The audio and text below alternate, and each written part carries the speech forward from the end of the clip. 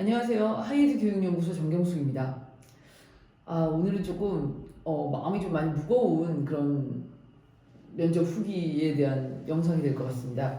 우려했던 것처럼 제가 뭐 상담 때는 그런 말씀을 다 드리지 못했지만 이번에 이제 그 3특, 12특 의대를 이번에 지원했었던 친구들은 지금 이 시끄러운 시국에 가장 많은 피해를 봤었던 친구들인 것 같습니다. 그래서 제가 처음에 고민했었던 것도 작년에 입학한 학생들이 지금 현재 전혀 학교 수업을 받고 있지 못하기 때문에 과연 의대에서 이번에 입시에 어느 정도의 학생들을 뽑을 것인가, 과연 뭐 의대 정원이 는다고 해서 혹자들은 이번에 의대를 좀 더 많이 뽑지 않을까에 대해서 기대를 많이 하고 있었지만 사실 작년에 비해서 올해는 12특을 거의 뭐 안 뽑은 대학들도 있고 그냥 정원 내 2%라고 하는 3특 정해진 인원은 어느 정도 뽑고 나머지는 거의 뽑지 않았다 라고 볼 수 있을 정도였기 때문에 지금 너무나 우수하고 많은 친구들이 원하는 대학들을 다 가지 못하는 상태여서 이거는 이제 올해 또 2026학년도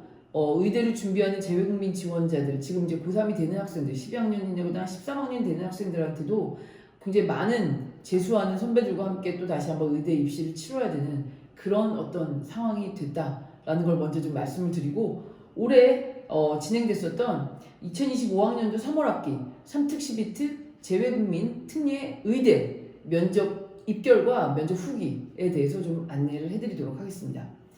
이번에 이제 아직까지 지금 현재 이제 남아있는 곳이 서울대학교가 이제 곧 면접 대상자가 발표를 할 거고요. 서울대학교 면접 대상자 외에 나머지는 이제 성균관대 의대에서 이제 합격자 발표한 지난주 합격자 발표까지 해서 이번 주군요. 합격자 발표까지 해서 거의 이제 의대 입시 결과가 나온 상태라서 이미 뭐 이번에 지원을 하셨던 친구들은 서로 아름아름 어디서 몇 명 뽑았대, 어디는 안 뽑았대 이런 것들에 대한 이야기를 다 알고 있으실 것 같습니다. 그리고 이번 면접 때서부터 굉장히 많은 변화들도 있었고, 과연 그렇다면 진짜 제가 말씀드렸던 것처럼 의대 면접이 다 이제 서울대 스타일로 변할 것이다 라고 말씀드렸던 그게 그대로 이번에 적용이 되어져서 오히려 중앙대 이외에는 전공 적성에 대한 것들이 거의 없었던 면접 시험들이었기 때문에 평상시에 어떻게 준비를 해야 되고 어느 시기서부터 면접을 그럼 준비해야 되는가 이런 것들 위주로 좀 말씀을 드리도록 하겠습니다.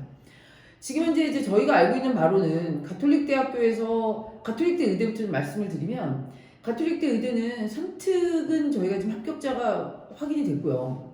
그리고 확인이 됐고 12특에서는 이번에 합격이 된 친구가 없는 걸로 저희는 지금 확인이 되고 있습니다. 그래서 이렇게 뭐 작년에도 안 뽑았다는데 작년에는 합격자가 있었고요. 올해는 지금 12특에서는 아예 안 뽑고 3특에서만 이번에 뭐 2명 합격을 시킨 걸로 저희가 좀 확인을 했고요. 그다음에 이제 성균관대에서도 역시 이제 성균관대에서는 그런데 12특, 3특을 둘 다 뽑았습니다. 둘 다 뽑았고, 그다음에 순천향대에서는 이제 12특에서 원래 한 명이었고, 그다음에 3특을 한 5명 정도는 뽑은 것 같고요.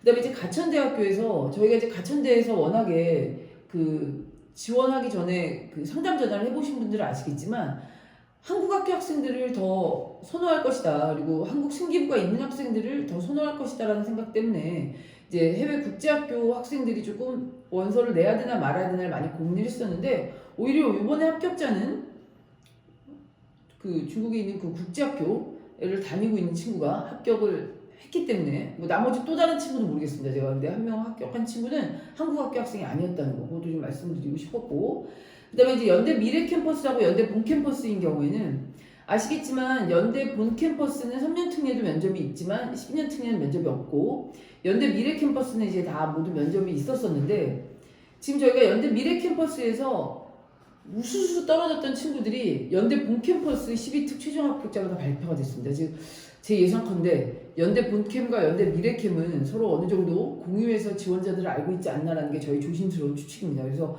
연대 미래캠에 붙었던 친구들은 본캠에 붙지 않았고, 그 다음에 연대 미래캠에서 떨어진 친구들 중에 이번에 연대 본캠 합격자들이 다 나왔다는 거를 좀 말씀드리려고 했었고요.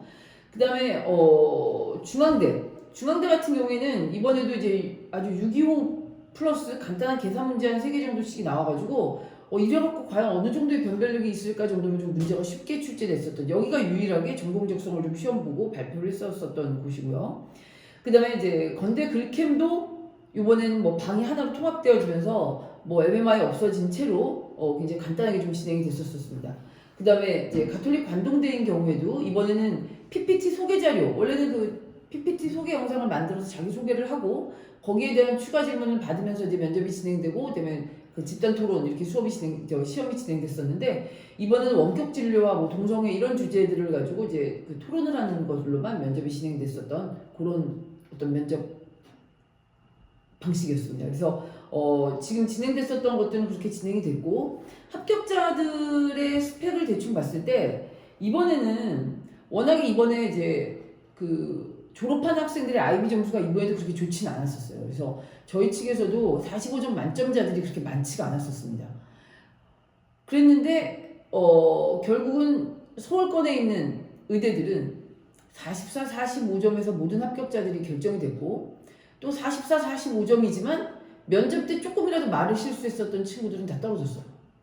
그래서 저희가 이제 이번에 진행했었던 친구 중에도 거의 모든 면접에 갔었던 친구가 있었는데, 이 친구가 뭔지 저랑 수업할 때 굉장히 잘했었는데 뭔가 어떤 실수가 있었는지 모르겠지만 그 면접에서 조금 아쉬웠다고 했었던 그런 부분인 학교들에서는 좀 떨어지고, 이 친구 이제 뭐 그래도 좋은 대학을 다 붙긴 붙었습니다. 근데 이 면접이 그만큼 조금 이번에도 당락을 가리는데 중요한 역할을 했었고, 44점 이상들만 거의 인서울 의대에 합격한 그런 케이스라고 보시면 될 것 같습니다. 또 거꾸로 지방대 의대에서는 오히려 44, 45점인 친구들을 1차 면접 대상자로 발표를 안 해버렸어요.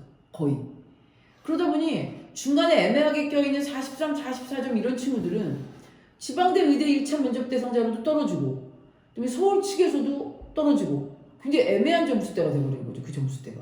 그래서 굉장히 우수한 학생들인데 그 1, 2점 차로 굉장히 뭐 우수한 좀 상위권 의대에서는 면접에서 조금 밀리고, 또 지방 의대에서는 이 친구들을 추가 합격 발표를 안 하겠다라는 어떤 방침에 의해서 1차 면접에서 떨어지고 뭐 이런 식으로 해서 굉장히 피해를 많이 봤었던 점수대였습니다. 그래서 그런 것도 제가 좀 너무 아쉽습니다. 너무 아쉬워가지고 그런 부분들을 좀 준비를 한 채 이제 지금 현재 그 다음번 의대를 준비하는 현재 이제 마지막 학년이 된 친구들서부터의 어떤 상담에서는 제가 조금 더 그런 하나하나 디테일한 부분들을 조금 더 챙겨서 진행을 하려고 하고 있습니다. 자, 먼저 건대 글캠 면접 후기가 제 눈앞에 제일 먼저 있어서 이제 건대 글캠부터 좀 먼저 말씀을 드리면, 자, 건대 글캠에서도 이번에 뭐 좀 뭐 면접관 분은 이제 두 분이 뭐 아주 온화하게 뭐 질문을 좀 해주셨다고 했고, 뭐 재시문 면접이 좀 있었고요. 그래서 재시문에서 예를 들어서 뭐 의료기술이 좋지만 뭐 공감 능력이 없는 의사와 뭐 의료기술은 안 좋지만 뭐 공감 능력이 뛰어난 의사, 뭐 이 중에서 뭐 어떤 게 더 바람직하냐, 그런데 이 중에서 누구한테 수술을 받았는데 합병증이 생겼다면 어떻게 할 거냐, 뭐 이런 식으로 어떤 상황에 대한 면접들이 있었고, 그다음에 서류 기반 면접으로 해서 우리가 제출했었던 서류에 대해서 뭐 한 두세 가지 정도의 면접이 진행된 채로 건대 글로벌 캠퍼스는 그렇게 면접이 진행이 됐었습니다. 자, 그다음에 성균관대 같은 경우에는 이제 제시문이 뭐 한 4개 정도가 나와서 뭐 정서주의, 뭐 도덕 실제론, 또는 뭐 약자를 돕는 어떤 그런 상황들에 대한 어떤 제시문을 주고, 거기에 대해서 이제 그 서울대 스타일로 굉장히 그 제시문에 관련된 상세한 질문들이 좀 이어지는 그런 면접이 진행됐었기 때문에, 이건 뭐 저희가 이제 면접 수업을 하면서 이제 기출문제를 조금 다 보여드리면서 진행을 좀 하도록 하겠습니다. 그다음에 순천향대 같은 경우도 저희가 딱 예상하고 있는 문제 그대로가 나왔는데, 여기는 학생의 말하는 속도에 따라서 어떤 학생은 7개의 질문을 받은 친구도 있고, 어떤 학생은 한 5개 정도의 질문을 받은 학생들도 있고 해서 늘 순천향대 의대는 면접 질문이 거의 정해져 있습니다. 그 정해져 있는 질문 플러스 본인이 제출한 서류 기반으로 됐었던. 근데 특히 여기서 이제 이번에 중개연구라고 해서 의사과학자 프로그램에 대한 어떤 중개연구에 대한 질문들이 좀 있었었는데, 요거를 조금 몰랐었던 친구들은 좀 당황을 했었던 질문이 하나가 있었고, 나머지는 그냥 교육 목표, 아니면 순천향대 의대에 꼭 오려고 하는 이유 이런 것들이었기 때문에 아주 좀 평이하게 좀 진행됐었던 그런 면접이라고 볼 수 있을 것 같습니다.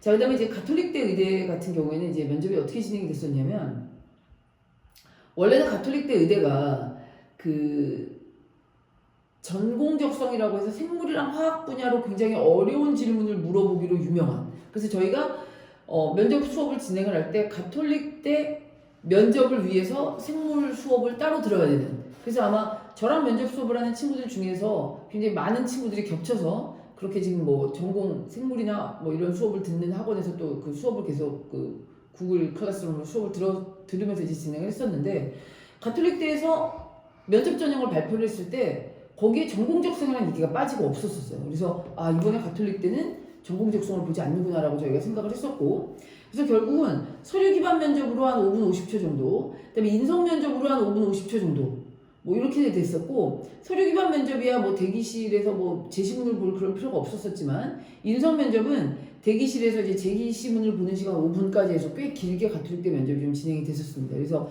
뭐 그런 의사로서의 어떤 의료 책임자로서의 어떤 국가적 사회적 책무, 뭐 이런 책무들에 대한 이야기들, 뭐 그다음에 이제 뭐 가톨릭대 의대를 지원을 했을 때 이 가톨릭대 의대에 대해서 얼마나 많이 알고 있는가, 또는 이제 본인의 어떤 미래나 그런 그 입학 후에 어떤 단기 미래나 장기 미래에 대해서 어떻게 생각하고 있는가, 이런 것들에 대한 면접으로 뭐 진행이 됐었다라고 보시면 될 것 같습니다. 그래서 뭐 일반적으로 지금 제가 다 말씀드린 것처럼 모든 의대가 이제는 면접 스타일이 서울대 면접처럼 어떤 인문학 베이스 또는 어떤 우리가 뭐 신문 칼럼이나 사설에서 볼 수 있는 굉장히 그런 논평들 같은 제시문을 가지고서 이 제시문에서 이야기하고자 하는 것이 무엇이고 나의 생각이 무엇인지를 아주 요약해서 조목조목 이야기할 수 있는 그런 능력을 봤었던 시험으로 지금 바뀌고 있습니다. 그러니까 의대를 지원하는 친구들이 어차피 학업적인 능력은 거의 최고의 친구들인데, 그 친구들한테 뭐 사실 생물 몇 가지 더 물어본들 어떤 그게 큰 변별력이 있는가,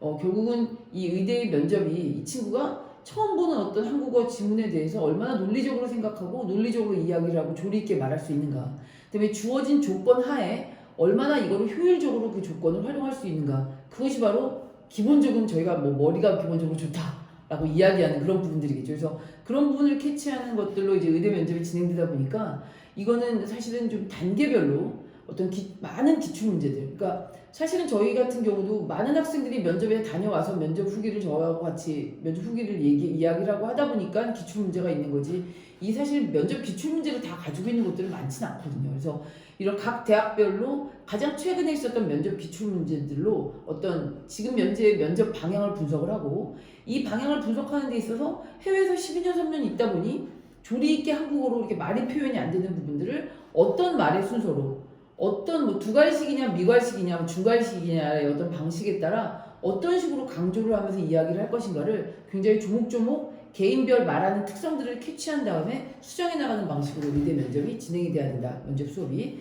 그래서 그런 부분들을 좀 말씀을 드리고 싶습니다. 그래서 결국은 그럼 이제 이번 입시는 결국 뭐였냐, 작년에 비해서 올해는 합격생들이 많지 않습니다. 뭐 연대 같은 경우도 작년에 그렇게 많이 합격을 시켰지만 이번에 그렇게 많이 합격을 시키지 않았고, 결국 그렇다면 올해 학생들이 우수한 학생들이 없었냐? 아니라고 저는 자부합니다. 정말 우수한 학생들이 정말 많았습니다. 그래서 그럼 이 친구들이 결국은 다 재수를 하게 될 텐데, 그럼 올해 재수했었던 학생들의 그러면 성적은 어떠냐? 반반입니다. 그러니까 뭐 재수생들이 뭐 유리하다 불리하다라는 건 없었습니다. 대신 졸업 이후에 이렇게 업그레이드 시켰던 점수들은 거의 반영이 되지 않는다라고 봐야 되기 때문에, 지금 딱 졸업 전에 있었던 점수를 가지고 이번에 운이 없어서 좀 낮은 의대를 갔다면 뭐 다른 그 의대분들에게 죄송하지만 내년에 다시 한번 저희가 준비를 해보자고 이야기를 할 것이고, 또한 지금 현재 이제 마지막 학년으로서 그 선배들과 함께 입시를 치러야 되는 친구들은 또 재수하는 선배들에 비해서는 재수생이 아니라는 것만으로도 큰 메리트를 가지고 출발하는 거기 때문에, 쓸데없는 안 해도 되는 것들을 하지 마시고 지금 이 시기에 꼭 해야 되는 것들을 챙기셔서 전혀 조금도 손색 없이, 그리고 어떤 의대의 어떤 정책들이 발표가 돼서 또 이번처럼 이렇게 혼란이 있든 없든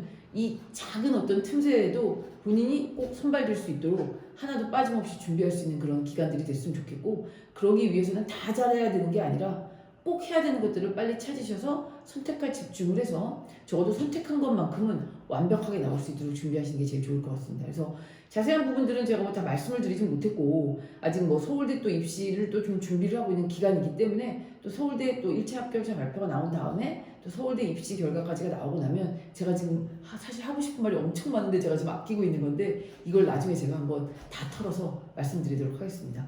아무튼 이번에 의대 지원한 친구들 너무 고생 많이 했고요.